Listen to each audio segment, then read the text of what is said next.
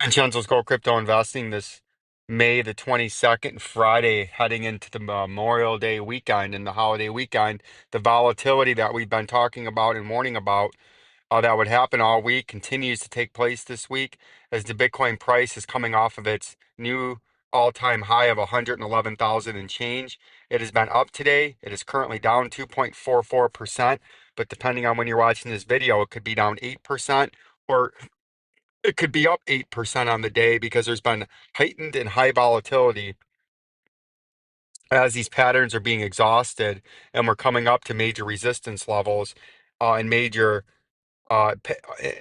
points to where big moves are about to happen in the major cap coins and the altcoins. You can see we hit that all-time high up there near upper resistance in this rising channel that we've been in ever since that double bottom down here at 74,000 and change back here in early April when we hit that double bottom.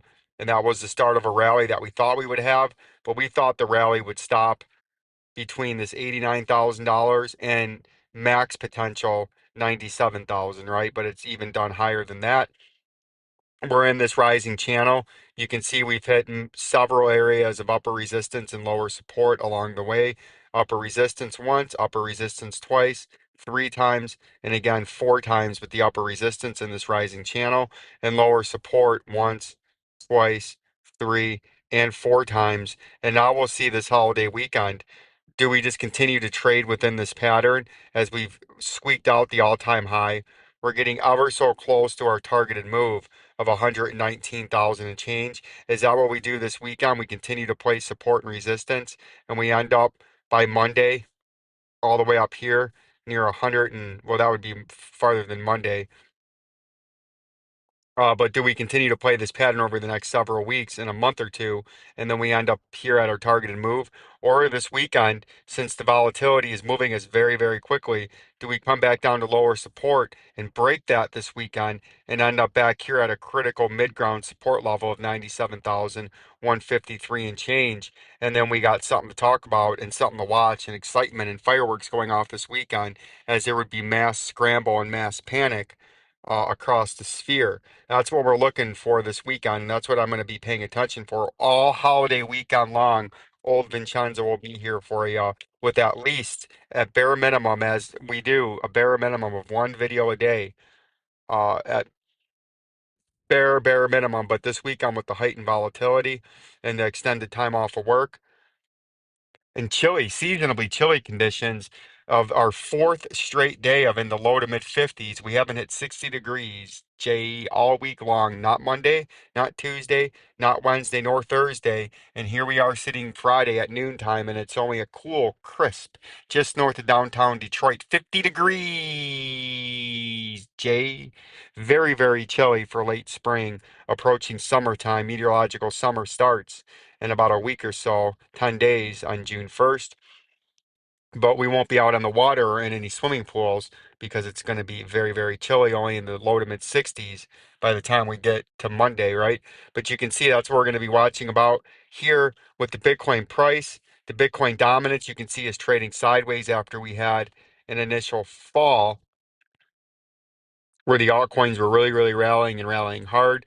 You can see from about the 8th of May through about the 13th of May was a lot of movement to the upside in the altcoins because there's a big downside uh, locally for Bitcoin dominance. Now, something very interesting in Ethereum, it looks like we might have a Bart Simpson or a mountain double topping short-term high, which if that was the case, this holiday weekend, which you would be watching out for, would be a breakdown below the you can see we're about to have a mintly crossed, newly minted bullish cross where the 50 gets over the 100. But if this is a short-term double top, you would see it come through the 100-day moving average this weekend and trade through the 50-day and end up back down here at $1,809 for a major retest of major lower support. If this is a short-term mountain double topping out reversal pattern, if this is just a brief consolidation, which you would likely see this weekend is potentially a retest and a consolidation as low as the uptrending 50, and then a healthy bounce off of that and a kick up on a bullish cross up to the 3,000 $50, right? So we're going to be paying close attention for Ethereum this weekend as we're in between a major resistance zone above at 3,000 and change and above multiple major support levels, with the biggest support level at $1,805, followed by the moving averages in the middle of that. XLM's the same thing. You can see yesterday we were trying to kick out to the next leg of this rising channel pump that we've been having for a couple of days after we've had a bullish cross. But if we zoom inside into the hour time frame, you can see we had a big reversal yesterday as we were attempting to break to the upside and start to make some move to the upside in the next wave of this pump. And then we had a big flush locally, right? We were going way up, and then we lost momentum and we had a complete turnaround from top to bottom of better than 8.5, almost 9% from wick to high. And now what we're going to watch out for this holiday weekend also is, can we get back above and stay above, which we're fighting to stay above the 100-day moving average and continue this recent bullish pump after this sell number one, sell number two. We're trying to start pump number three, right? But we need to stay above these moving averages, specifically the 200-day moving average. And if we can do that this holiday weekend, we can continue the pump and try to make a run up here at what would be our next resistance point up there near the 37-cent level. But if you break down and can't hold these moving averages this weekend, you're going to come straight down to this 25-cent major upper resistance that we've been trading along and around for better than 3.5 months. The first dip down on a wick was in mid-February, and then we started having consistency along it early to mid-March, right? And ever since then, we've been around there, and that's going to be the area that we're watching out for this weekend. The same thing with the XRP. We were trying to make another run at the 255, but we got a harsh rejection and a quick, swift turnaround. And you can see right now we're still near our daily lows, but from swing high to swing low, you can see it went down 7.10%. Uh, and if you can't hold this weekend, also just like the rest of these coins, these major moving averages, if we zoom in here, these major moving averages here, when we zoom in, we're just above the 50-day moving average. You can see we wicked down beautifully for the third time in the past couple of days, right on the 50-day moving average, right? If we get below those two moving averages, the price will get beaten down very quickly.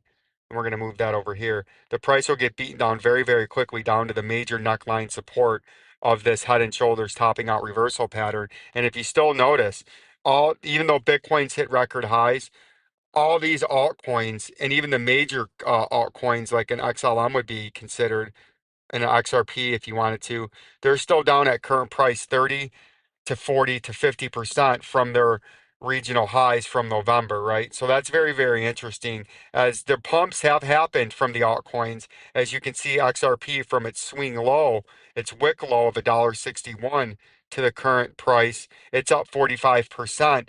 But that is nothing that you would expect in a raging bull market with Bitcoin reaching new all-time highs, with altcoins being off recent highs by so much, right? So this weekend, and as we've been saying, we still think these are going to break down, even though Bitcoin hit a new high.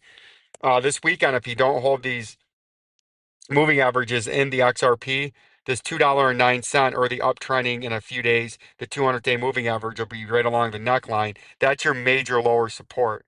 Your major short-term upper resistance is the $2.55. So those are the two areas we're going to watch over a very long holiday weekend as the markets are closed Monday to observe the holiday. There's a lot of time for over the weekend. You could have a 30% crash across the board between now and midday Monday. But by the time the market opens Monday evening, you could have a massive rally starting. And then by Tuesday morning, all the losses are wiped out, or vice versa. You could have a massive pump over the holiday weekend.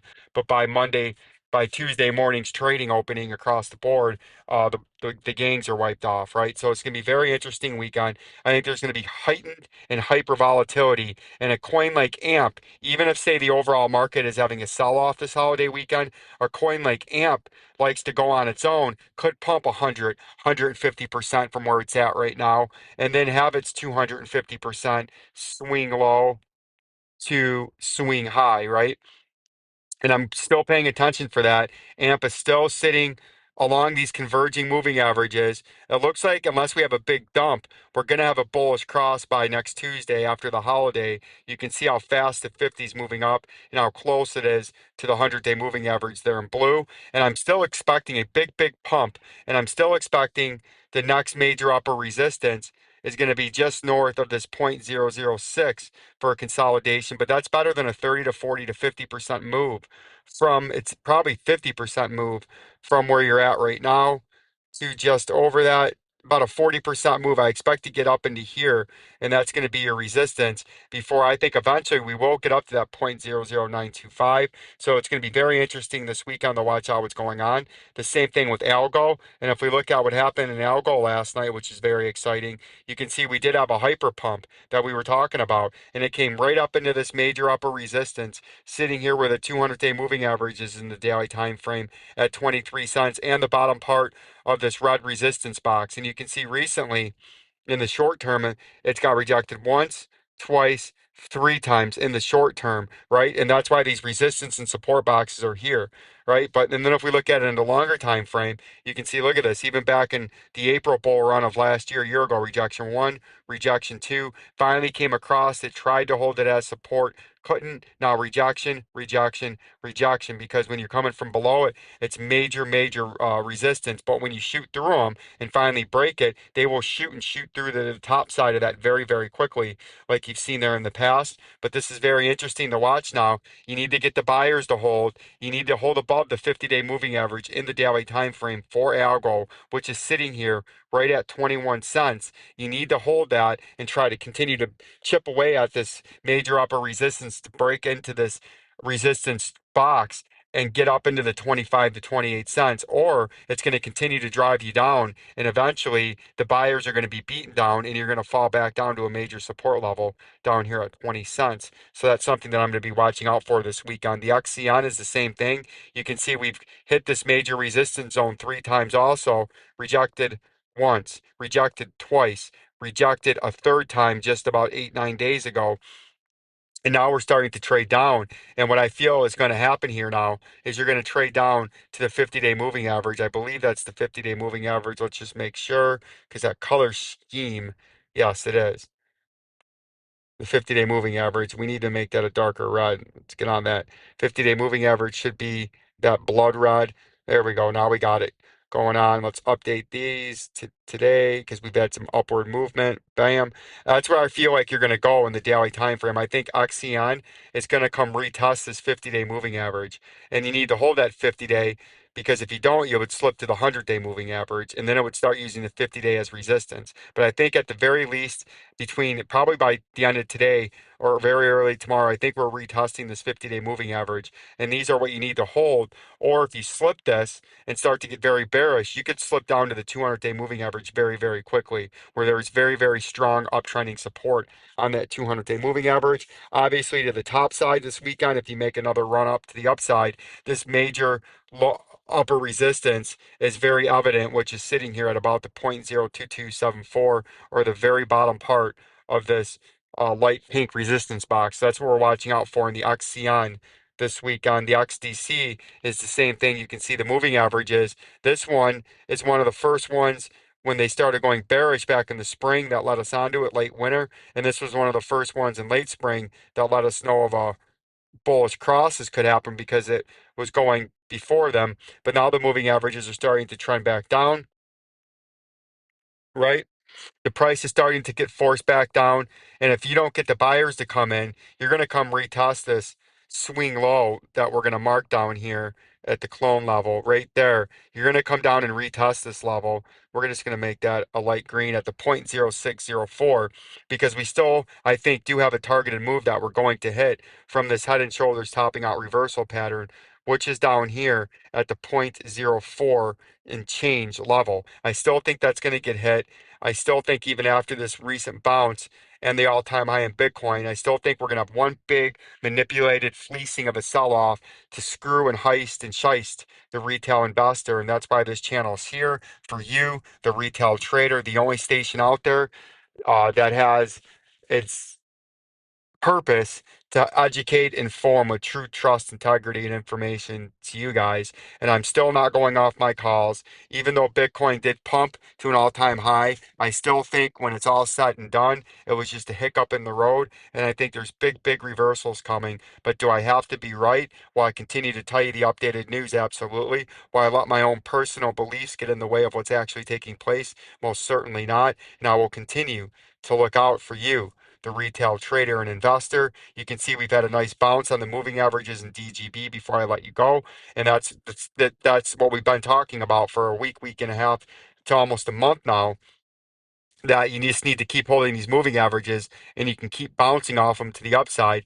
But if you fail to hold them at any point, you'll quickly come down to the 0.00837 level. Like the channel, become members of Jabroni Killers in the video description and or pinned comment. An industry cheap, $3.99 and best value. And it's that cheap and that affordable, less than 3 cents a day for the whole year, to support somebody looking out for the retail trader and in you. Peace and love, the Rock Side Bro. J.